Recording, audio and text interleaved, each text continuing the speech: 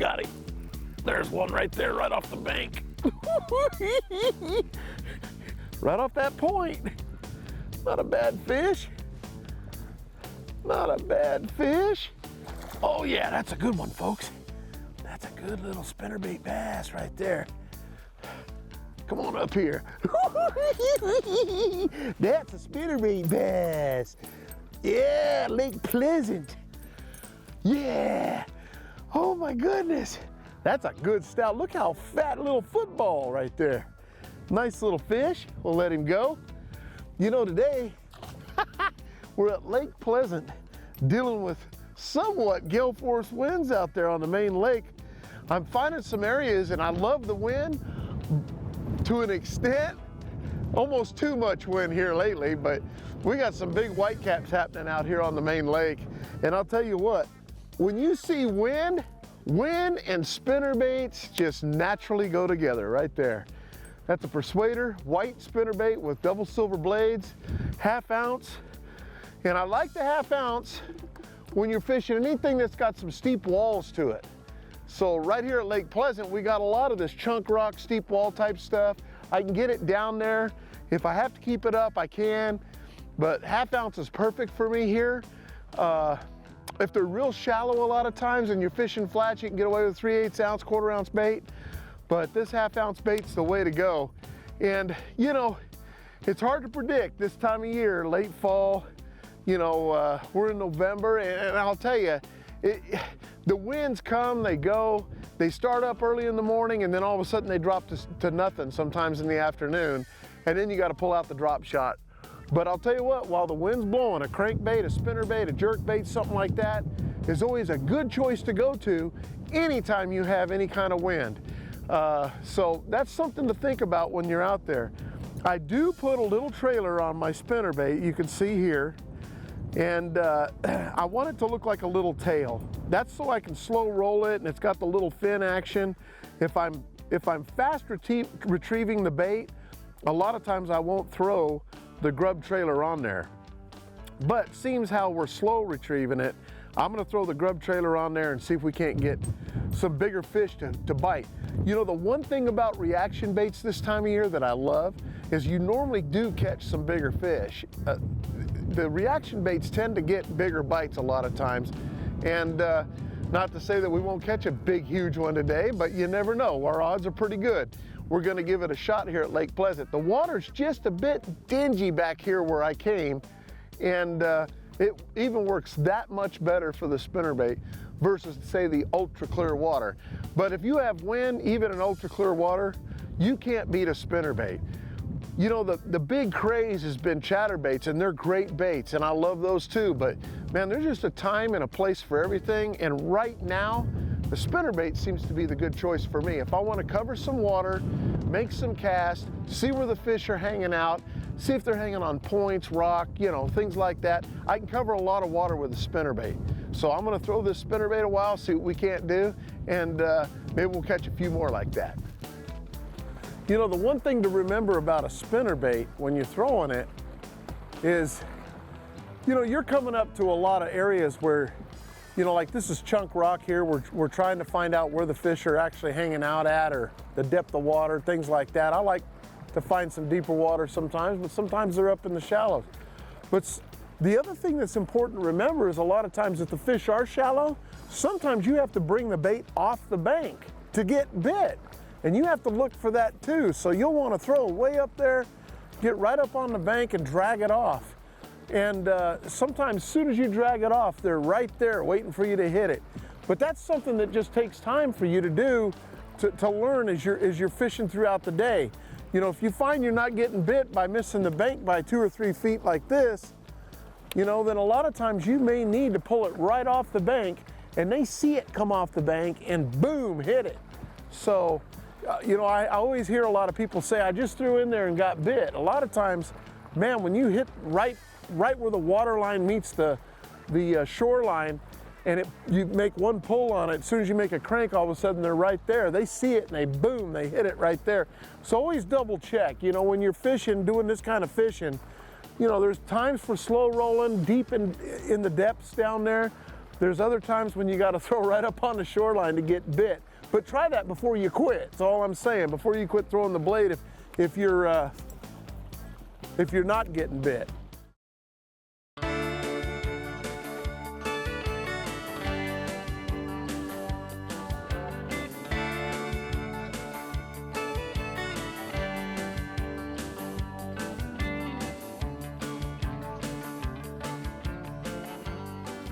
Got him.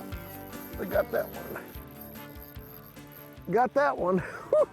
When the going gets tough, the tough get going, baby. I'll tell you what, one thing not to overlook when that wind kicks down is these islands in the middle of the lake. These fish will migrate out here and they'll stay out here. Not a big fish, but we ended up having to go to the drop shot because I'm like, man, I gotta get bit. The wind died down on us and everything kind of went downhill from there. And we threw and I went and tried to find everything I could reaction-wise, and I couldn't get it done. But I also always know that living here and fishing as much as we do here, I had a backup plan. Worst case scenario, when it gets tough on Lake Pleasant, you can always find these islands, deep water like this out here, away from everybody else. Everybody's fishing the shoreline, and get out here and catch a fish or two. There's another one. There's another one. And they're not big, but we're getting bit. Yeah. Well, we know there's some fish in the area now. That Arizona custom bait little, that's a 6-inch worm actually. I went to the 6-inch. I love that morning dawn worm there. It's just, that color, anything with a little pink in it in the fall is awesome. I don't know why, but it is. And he twisted my line up good. Look at that. I'll very carefully get it out of there. But I'll tell you, when the fishing gets tough and you catch a couple of, you know, a lot of times in tournaments, we have to do this. We get out there, we catch a couple of nice reaction bait fish, you know, where you're getting them on spinner baits or crank baits and you catch a couple or a top water. And then all of a sudden it just really slows down. I'm a firm believer sometimes these fish have windows they feed in, and you got to capitalize on it. And we'll get a couple. We got a couple reaction fish, and I lost one that was another about 2-pounder on that spinnerbait this morning, but it kind of started heading south. You can live or die by that stuff, but you have to learn to be versatile and pick up different baits, whether it be jigs, drop shots. I wanted to get bit, so what am I going to do to get bit on a clear body of water out here? You know, and knowing the fish just aren't biting that well. We had a lot of wind this morning. We've had a cold front that blew through. Hey man, we caught a couple of nice little spinnerbait fish. I had one on, and you know, now it's time to slow down a little bit. You gotta know when to slow down, and at least, especially if you're in a tournament, get out there and get that limit, you know?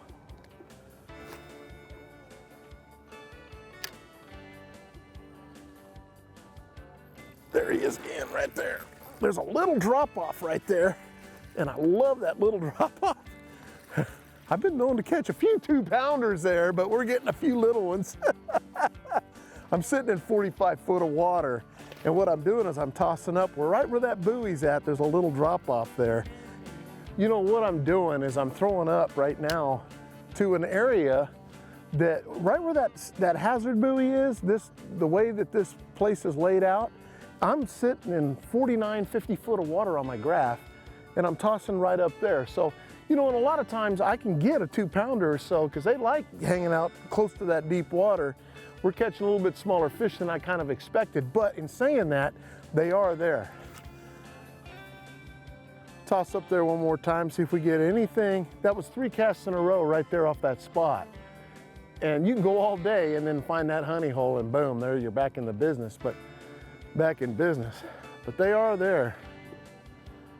And this is exactly one of the reasons why I try to explain to folks, you know, especially here in Arizona, man, if you do not learn how to drop shot, and I know I've pounded it, but I'm telling you, when it gets tough, you know, we're not fishing a farm pond, you know, we're not. To get these fishing shows done, we're fishing the same water you get to fish. And it's just as tough. You know, there's no magic to it, but there is certain things you can do to help yourself.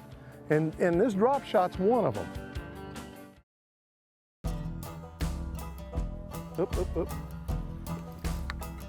Oh, I didn't set the hook very hard, did I? There we go. Oh! Dragging that little worm on the bottom like that in that clear water. That's a little bit bigger than those other fish we were catching. Come on, Mr. Bass. All right, buddy. Oh! Come on. You can catch them on that light line. That's fun. Oh, he swallowed it too. Boy, I think he got it good. I don't know. He did.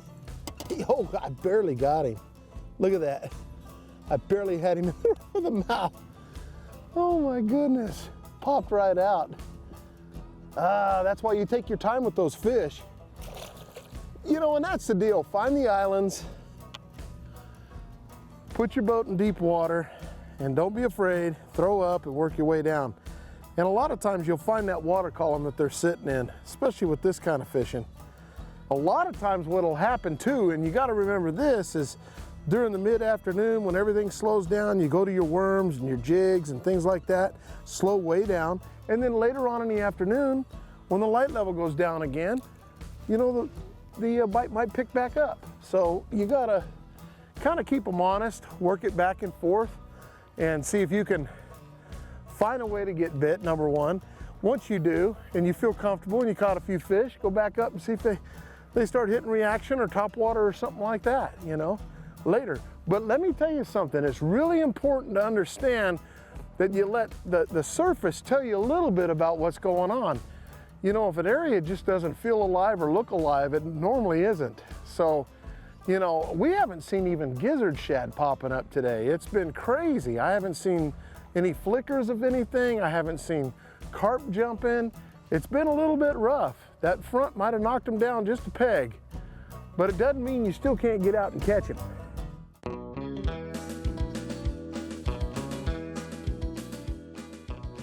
Hey folks, for my tip of the week, one thing really important to remember about fishing out here, and basically anywhere, any lake you go to, a lot of times in these Arizona lakes, when it gets low like this, there's not a lot of places for the bass to go to ambush prey. And you know, they talked about that years ago about putting a tank full of water in and they put a black line in it and all the fish migrated to that one black line to thinking they were hiding.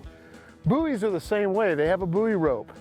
So a lot of times if you get into an area like what we're in here, you can just toss to the buoy ropes too. And a lot of times those fish, especially if they're smallmouth in the lake, they'll hang around those buoy ropes and you can throw out there. We've been known to catch them off anchors and things like that from other boats that have been sitting there a long time back when we used to be able to fish the docks. So definitely make a cast by these buoy ropes a lot of times, and you might be just lucky enough to catch a nice big fish there.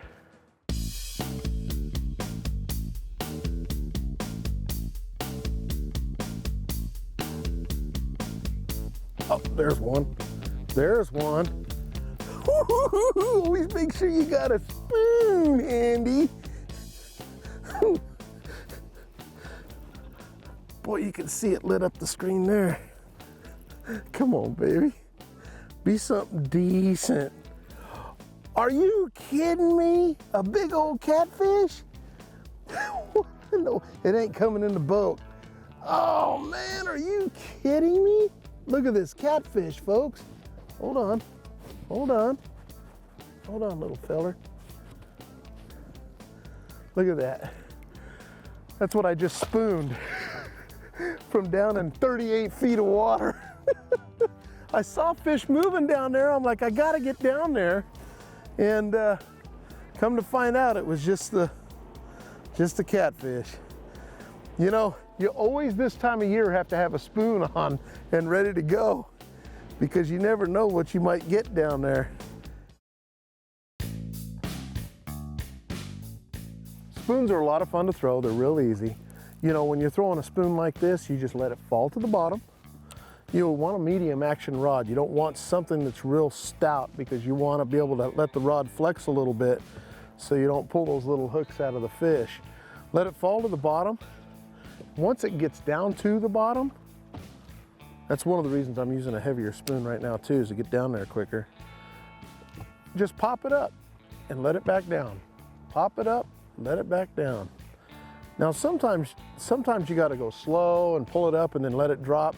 The main thing is getting a little bit of slack in your line on the drop a little bit so the spoon will flutter like this down. When it does that, you're going to get your best results. There you go. You know, I'm throwing a 3/4 ounce spoon right now down there on just a strata spoon. Change the hook out on it, obviously. Get the good hooks on it. But you know, a lot of times when you're fishing points and you're fishing areas like this, kind of scoot out a little bit. If you see them schooling up like I do now, a lot of times it's good just to throw down there and give it a shot. You never know what you might get. See all those fish? I don't know if I got him or not. Did I? Oh, I did. He's so small I didn't feel him. Look, there he is down there. Come on, buddy, you're done. Always make sure you got a good pair of pliers. There's a white bass right there for you. Yeah, that little dude. There's a lot of those down there. Let's get some pliers on him. You don't want those treble hooks in you, that's for sure. There you go. When you catch a fish deep like this, one thing really important to do is just kind of try to get them up as slow as you can. A lot of times they don't give you that opportunity. Look at my screen right here, and then look at that. We're heading straight down there. Ready? We're down there. And I picked up on it. Look at that. I got a fish on. Look at all the school coming up with him. I'll hit the spot lock. Look at that. I hit him right on the head. I hit that little dude right on the head.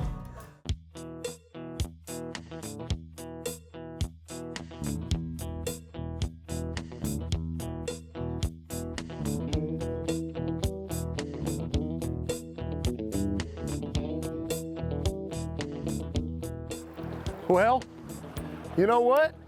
Come wintertime, like what's happening right now, the days become shorter for sure.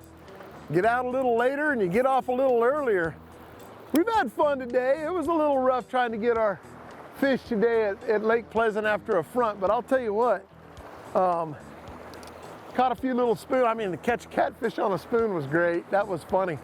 And it looks like all the Friday night folks are coming out. I don't normally do this on a Friday, but because of the weather pattern that came through, I had to come on a Friday. And there's a lot of boat traffic coming in here now. But I'll tell you what, I've had a blast. Get yourself some spinnerbaits, get yourself some drop shots, and get out and have some fun at Lake Pleasant. You'll have a blast. And they got a great restaurant too, so you can go in for lunch if you ain't catching nothing. But thanks for joining us on the show. We'll catch you next week. I'm Johnny Johnson. Now, see, that's what I'm talking about, folks.